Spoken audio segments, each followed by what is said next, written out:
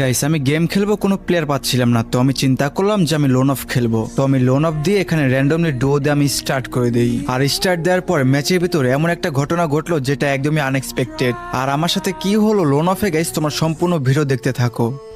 ও ভাই, আসিফ ভাই পড়ছে আমার ম্যাচে। হ্যালো হ্যালো আসিফ ভাই। আরে দেখো বাচ্চাটার ভয়েস কত কিউট ভাই, একে তো আমি লবিতে অবশ্যই ডাকবো। এ বন্ধু দেখ দেখ, আমার ম্যাচে আসিফ ভাই পড়ছে।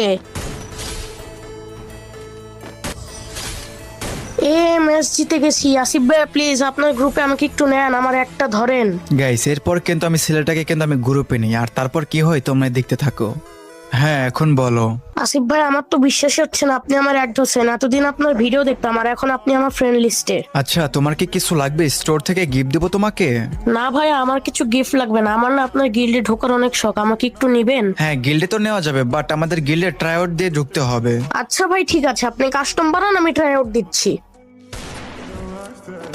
আরে ছেলেটা কিভাবে খেলতেছে, কি পারবে?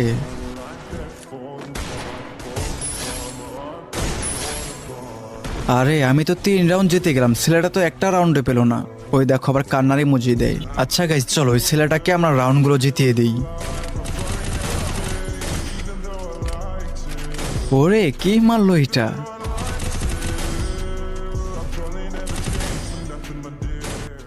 আমি আসিফ ভাইকে কাস্টমে হারিয়ে দিয়েছি। আচ্ছা ভাই দেখো তোমাকে গিল ইনভাইট দিয়েছি। কি মজা, আমি আসিফ ভাইয়ের গিল্ডে ঢুকে পড়েছি। এখন আমি আমার বন্ধুদের দেখাবো আমি আসিফ ভাইয়ের গিল্ডে।